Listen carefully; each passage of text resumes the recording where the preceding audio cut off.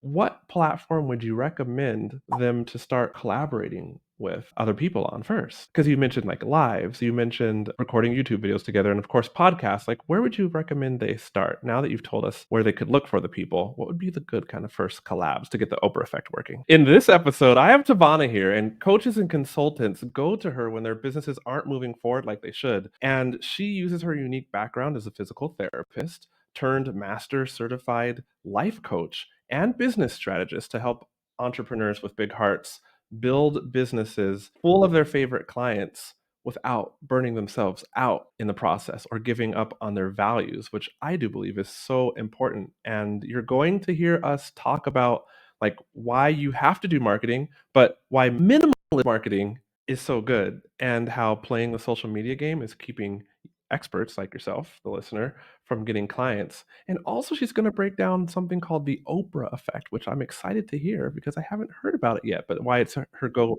to strategy for attracting clients, especially if you're running your business by yourself. Speaking of yourself, if my voice is new to you, hi, I'm the new host of The Art of Online Business. It's been at the recording of this video a good 5 months since that happened. And if you're curious, like, where did Rick go? And who are you? I got two episodes for you. One is where Rick interviews me, so you can find out about me. And Rick also shares why he brought me on as the host. I worked with him, coached with him for about 3 years. And then the other episode, Rick shares about his new AI adventure, and it's doing quite well, and it's quite intriguing. And also, TaVona, it's your second time on this podcast, right? Hmm. Yes, you are correct. Last time Rick was fortunate enough to interview, and this time it's my turn to interview you about a different topic. The last time you talked about where is it here? How to turn your launches from stressful, unfocused chaos into fun and profitable. And this time we're going to talk about well, what I said we're going to talk about, unless we add in some extra stuff too. The last thing I'll say before we jump in, I got to get to know you on the previous episode. And so we just recorded an episode. For us, it was moments ago, but it's a segment called Before We Hit Record. And we had a great conversation. And you get to just peek behind the scenes at the life of an online entrepreneur. I felt like honestly so lonely being here in Mexico and just running my business and meeting people, but not really getting to get to know them. Because TaVona, like the day job, if you will, or like the in-person business, so much of it is made up from like those conversations that amount to nothing. But when you add, it's like a lot of the pointless stuff, right? You're all laughing, but it's true. All those little conversations that just don't matter, but they actually make up life, and it's what makes like life really rich, the parts of the day job that aren't productive. I mean, I'm productive 100% of the time on my day job, but I missed that. And so the whole before we hit record segment was almost like my excuse to really get to know people that I'm interviewing on the podcast, and I had a good time getting to know you. Same, same. I'm still waiting for you to tell me what you were supposed to tell me in French, but I'll let you send it to me on the DMs. Oh, geez. I'm telling you, like I said in the previous episode, my French really did get kicked. J'ai vécu pour 12 ans. 12 ans? 12 ans. Pour 12 ans en Chine. Chine is China in French. J'ai vu or j'habitais. I used to live. I don't remember. French really, I did work in France, but I was in 2001. Oh, that's a long time ago. That's a long time ago. I was tech support at a internet cafe back when you needed internet cafes to access the internet. And I will never forget that it was 2001. One, because it changed my life, that experience. Two, because that was when oh, I just forgot. What was the album? Dr. Dre. Was it the Chronic album? 2001? So it was a huge album, and that album dropped that summer. Um, and the people in the French cafe, I'm now googling it because it's going to annoy me, but they were playing the whole album over and over and over again, and I'm like, these lyrics are explicit. Like we can't listen to this at work, and they just loved it, I think it was actually called 2001. Yeah, the album it was Dr. Dre, and it was 2001. 2001 in French. There you go, 2001. I can still speak some French. And yeah, that album dropped that summer, so I listened to it over and over and over again. Where were we? TaVona, tell us, please. Can we start with the? I want to talk. So you said that you can talk about minimalist marketing, but really the Oprah effect sounds more. Can we start with the Oprah effect and then we'll get to like talking about They go hand in minimalist hand. They go hand in hand? They go hand in hand. So yeah, let me tell you about the Oprah effect because you and I are about in the same age since we were talking about 2001. I graduated college with my degree in physical therapy, but with the Oprah effect, you and I, we either watched it, our parents watched it, or something like that. And the thing that I noticed when you think about Dr. Phil, Dr. Oz, Iyanla Van Zant, these kind, Susie Orman. I don't know about Dr. Dre. He came up another way, but Susie Orman and people like these people in the coaching and advice giving and expert arenas, you think about they were already doing their thing, but once they got on the Oprah show, they went to the stratosphere because of the platform that Oprah created. She was a person that people trusted, they listened to, they tuned into every day, Monday through Friday, for however many years, 20 plus years that she was on the air. And so the Oprah effect is not a term that I created. It's just literally what would happen if you got on the Oprah show. Your business was about to blow up. You were about to become a household name because so many people watched that show and trusted her. She was able to loan credibility to you. And so I just borrowed that concept and said, we don't actually have to be on Super Soul Sunday, since that's the only show she has right now. But we can create the Oprah effect in our business. And by how do we do that? By being on other people's platforms who can loan us their credibility, who are in front of our ideal customers. And so that's literally what I mean about the Oprah effect, is being on other people's platforms who are already serving your audience, the people that you want to serve, and they can lend you their credibility. I love it because it just cuts down on that no like trust factor that everybody talks about that you need to have. Hey, we'll get right back to the episode in a moment. You want to make sure that you're avoiding all the mistakes with Facebook ads that could cost your business a good amount of money because your ads just aren't running like they should be. Well, you can hop on a call with me and I can look at your Facebook ads and you get to leverage my 3 years of Facebook ads management experience, optimize your account, fix it up right then and there on the call, so that your ads will be running better and getting either more leads for you or making more sales for you. If you want my help, that is theartofonlinebusiness.com/call. And we can hop on Zoom together and you will learn so much as I fix your ads for you. All right, now back to the episode. It's just like if somebody tells you which chiropractor to go to or where to get your hair done or where to buy the jeans, if that's a friend of yours, you're not going to ask a whole bunch of questions. You're not going to need a whole bunch of conversation. You're just going to do it because somebody that you trust has made that recommendation. And so I personally think that the Oprah effect is one of the fastest and best ways to spread the word about what you do if you're an expert, a coach, a consultant, service provider, what have you, because one, like I just said, you borrow credibility, you shorten the no like trust, the people come pre-sold almost. You don't have to do a lot of the things that we tend to do in the online community. Oh, we got to run ads. We got to build the audience. We got to establish the community ourselves. No, no, no. We just go borrow it. We just go do that. So, guesting on other podcasts, for example, or doing. Yes. There we go. All right. The Oprah effect. So this is your go-to strategy, as in what kind of ways do you apply the Oprah effect in your business to grow your brand and your reach and your authority? Yeah, well, I personally use a lot of podcasts and being on other people's stages, whether that's virtual or in person. And so I'll just run it down. Like there's nothing to hide here. It's pretty simple. Anytime you can be a guest on somebody else's platform, you are technically using the Oprah effect. You're borrowing their audience, their community. And so anytime you can put the word guest in front of what you do, you have the potential to invoke the Oprah effect. So being a guest on a podcast versus having your own, being a guest in a conference or a virtual summit versus hosting your own, being doing guest blogging and versus right writing or starting your own. It's literally all of the strategies that people are thinking about to be visible, spread the word about what they do,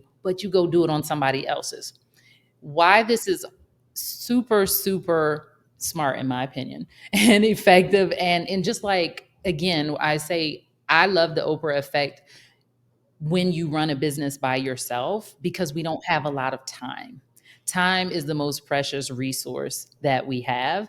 And so when you're wearing six hats in your business, and you have to make sure that people know what you do. How do you do it in the most efficient way possible? Of course, you can run ads. You can absolutely do that. But what do you do if you either don't have the money or the knowledge and skill to be able to run the ads?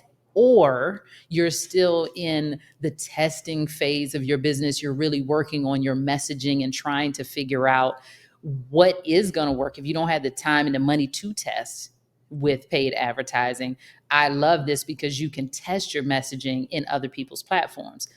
The All right, because you get to see what lands, what doesn't land, and I just I just love it for so many reasons. But it's just the other thing that I think about is the Oprah effect, but then I also think about Beyonce or insert Taylor Swift if that's your jam, because one of the things, and we talked about how experts are using social media and why it's actually it potentially is hurting their business.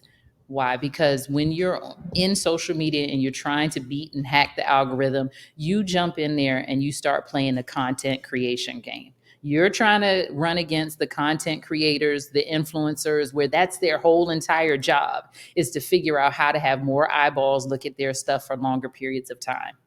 And when you're an expert and a service provider and you actually have work to do outside of creating the content, when do you have time to sit there and think about the latest hack, and is it actually going to lead you to the right customers? And so when you look at doing things like the Oprah effect and being on other people's platforms, guess what else you get to do? You get to create the content one time and take it to multiple platforms and tweak it and refine it as you get to the platforms versus jumping on what I call the content treadmill and pumping out content all day, every day, all the time, whether or not you batch the content for social media and the algorithm and all the games that it plays. Dang. Listen, if you haven't started to be a guest on other people's platforms, this is your sign. Go do it now. Like, wow, for those benefits alone, and there's many others. The concept minimalist marketing, does it tie in to this? Well, how? Yeah. I mean, I just can't, I just thought about how can we do less and get more from our efforts? How do we work smarter, not harder? And to me, it's like, how can you do minimalists, they have less things in their house. They have things that can do multiple, they have gadgets that can do multiple things, right? So like I'm some semi obsessed with looking at the little tiny houses in the construction where, you fold the bed up and then it turns into a bookshelf and a desk and all of this stuff. So when we think about minimalist, it's not necessarily that you have to have a little space like that, but how can you get the most out of what you're doing and not have to do the most? Because again, if you're running the business by yourself, the chances are you're wearing the same six hats that I'm wearing. You're the marketing director, the sales department, you're the coach or the service provider, you're the CEO, you're the CFO, you're the, who am I missing? Oh, the administrative assistant. That's six jobs. Right. Oh, geez, yeah, you're right. No wonder it's so hard to start a business. Yeah. So how do we use leverage in order to spread the word about our business? Because the marketing has to get done. And to me, when I think about a person that's running their business all by themselves and or a person who is still kind of working out the kinks in their core messaging, this is the best way to do it because you just create the talking points, create the topic, create the things that you want to get known for, that you want people to come to you for, that you want them to get to look to you for. And you just go to the various platforms, assuming that they make sense for what you're doing. And then the people start coming. Talk to the listener who, let's say they've already like, reached 150, $250,000 in annual revenue, but their strategy has been more isolated, more insular. Their social media, their one main, like, social media channel that brings in organic traffic, or maybe it's paid, Facebook ads, because I am an ads manager, that brings in, leads to their email list, and then they routinely launch their program several times a year, and they do very well for themselves, but they have not started to do more of these things that are basically the Oprah effect. Where would you advise them to start, and how? I'm going to answer that question, but just let me say this one thing first. For the person who feels a little skeptical, he's like, "Oh, I already make 150 quarter mil a year. Why do I need to do that?" Nobody really gets all the way to 7 figures, 10 figures and beyond without other people. It just doesn't happen. And so I was recently told about a book called Worthy that just came out. Jamie somebody, I can't think of her last name, but first name is Jamie. And she did a launch for her book. And it was a 1 day summit, I believe. And Tony Robbins was there. I'm dropping all the names, but just a bunch of people, right? And Amy Porterfield was on there. A bunch of people were on there in support and service to the launch of this book. Now, this lady sold her cosmetics company to L'Oreal for 1.2 billion. That's with a B. With a B, alright. Right. And she was still, now in this case, she's doing the reverse, but she still had other people on her platform. Those people, Amy Porterfield, Tony Robbins, what have you, the people that are in her audience were getting exposed to Tony Robbins, Amy Porterfield, thus and so forth. Amy Porterfield she's made 100 million in her business so far. She's still doing it. So what I would say is, one, nobody builds businesses that big in isolation. Um, and two, I think it's just smart to have more than one way of bringing in leads and bringing in clients. So back to your original question, just look around to who's in your circle, because I think if you've already made 150, 250, you've probably been in some masterminds. You've probably got some peers in, if you got certified, or you have, I don't know, if you're like a VA or OBM or something, you have peers, right? So sometimes you just look to your peers and the people who are already around you, because I'll tell people I've been on over 60 stages in the last 3 or so years with without pitching, though, and without applying. You can 100% go do that. You can be intentional. You can look at, I call it the peanut butter to your jelly. So I'll give an example. Copywriters and web designers, peanut butter and jelly, they go well together. So maybe a nutritionist and a personal trainer, peanut butter and jelly. So we think about it like that. A copywriter and an ads manager, or a launch strategist and a copywriter. A launch strategist and an ads manager. They go together like peanut butter and jelly, because you are servicing the same community, the same target market demographic, without necessarily competing. You're complementary. And so look to your peers, look to the peanut butter to your jelly as your initial people to reach out to, if they have platforms. Like, you can do lives. Nobody has to have a formal podcast. You could just do a live. That's borrowing somebody's platform, if they're open to that. Right. So find out who's in your immediate community, find out who you were in masterminds with. And what you'll notice is that people they will recommend you and they will think of you. Because the reason I got onto Rick's podcast in the first place was because Judith Gatton and I went to master coach training together. You know Judith? Okay, I Judith is great. Yeah, but that's why I'm saying, like, it's who you know. This is where people always say your net worth is in your network. There we go. That's quotable. So for this same entrepreneur, very arguably successful, which is kind of funny. Like we throw like, oh yeah, it's 250K, 300,000 a year. It's like we're talking about people who are in the top 5% of earners in the States, globally the top of the world, unless you're like, I don't know, from Switzerland or Luxembourg, where per capita per person, like they're making way more. Because banks. So my last question is, I'm so random so much of the time, but my last question is okay, so this same entrepreneur, who's got to say 300K effectively by themselves, being very effective, what platform would you recommend them to start collaborating with other people on first?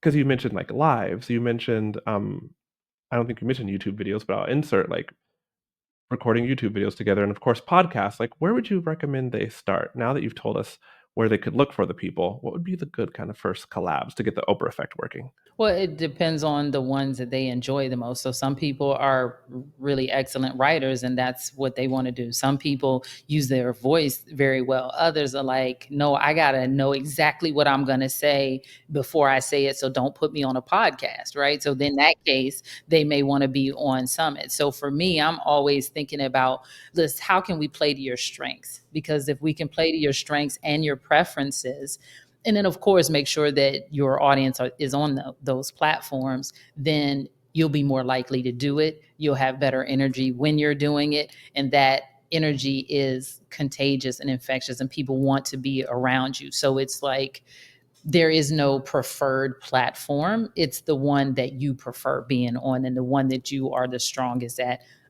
as long as your ideal client is using that platform. I love it. I love it. The listener's like, TaVona, how can I find out more from you? Or what do you got for the listener? Well, I would just tell them to come slide into my DMs on Instagram. I have met some of the best people by doing that. Oh, Also, thank you. No, but not, yeah, no, for sure. No, I'm serious. Like one of my best friends down here in Playa del Carmen slid into my DMs and was like, I'm moving there. We're going to be friends. And I was like, okay, weirdo, but let me know when you get here. And that is true. Like she's one of my besties now. So slide into the DMs. I don't bite. Also, you can find me at TaVonaDenise.com. And then I think we were going to talk about having the collab checklist. I think I called it referral ready checklist. And so if they want to download that, it will, this I would say is for the people that are maybe under 150, if they happen to be, is what you want to have in place so that if you approach somebody to do a collab, that you have what you need to be credible and not wasting people's time. Because I don't personally believe that you have to have a lot of followers to be taken seriously. You just need to know what you're talking about. it's TaVonaDenise.com / get referral ready. So TaVona Denise.com / get referral ready.